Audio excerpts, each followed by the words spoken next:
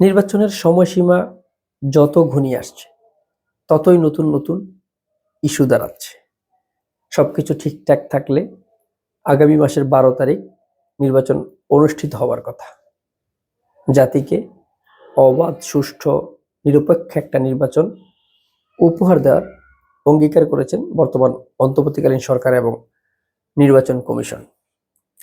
কিন্তু নির্বাচনটা কি যথাসময়ে অনুষ্ঠিত হবে, এটা নিয়ে কিন্তু এখনো শঙ্কা কাটেনি।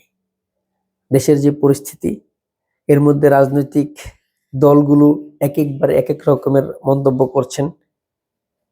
এক এক দল ইসিকে এক এক পক্ষ নেওয়ার দোষারোপ করছেন। মোট কথায় একবারে মোটা দাগে বলা যায় নির্বাচনের পরিবেশ এখন পর্যন্ত তৈরি হয়নি। দেশে ক্রমাগতভাবে সন্ত্রাসী কার্যক্রম, সন্ত্রাসীরা যখন তখন যেখানে সেখানে অপকর্ম করছেন। রাজনৈতিক দলগুলো ইসির বিরুদ্ধে পক্ষপাতিত্বের কথা বলছেন। লক্ষ্য করা গেছে যে আজ এনসিপির যে নেতা আছেন আসিফ মাহমুদ সজীব ভুঁইয়া, যিনি সাবেক উপদেষ্টা, তিনি সরাসরি বলেছেন নির্বাচন কমিশন বিএনপির পক্ষপাতিত্ব করছে। একই অভিযোগ বিএনপিরও কিছুদিন আগে ছিল। পাল্টাপাল্টি অভিযোগ, অস্থিতিশীল পরিস্থিতি, দেশের শান্তি শৃঙ্খলায় এখনো কোনো সেই অর্থে স্থিতিশীলতা আসে নাই। সব মিলিয়ে নির্বাচনটা কি যথাসময়ে হওয়া আমরা দেখতে পারবো? নির্বাচনের সময় কিন্তু আর মাত্র অল্প কয়েকদিন বাকি, কিন্তু নির্বাচন নিয়ে এখনো শঙ্কা কাটেনি।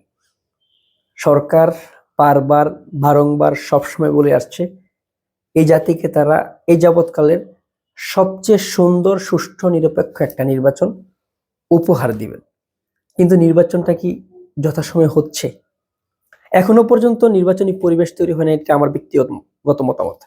আমি নির্বাচনের একদিন আগে অর্থাৎ 11 তারিখ পর্যন্ত আমি বলবো নির্বাচনের পরিবেশ এখনো বাংলাদেশে তৈরি হয়নি। নির্বাচন হলে সেটা হবে আমাদের দেশের জন্য উপকার। আমরাও একটা চাই নির্বাচনে ভোট দেওয়ার জন্য, একটা সুস্থ নির্বাচনে ভোট দিব, কিন্তু নির্বাচনী পরিবেশ এখনো তৈরি হয়নি। দেশের পরিস্থিতি বলে, দেশের রাজনৈতিক দলগুলোর পাল্টাপাল্টি অভিযোগ বলে, এবং অনৈক্যের কথা তো একেবারে স্পষ্ট, তো আমরা প্রত্যেকে জানি।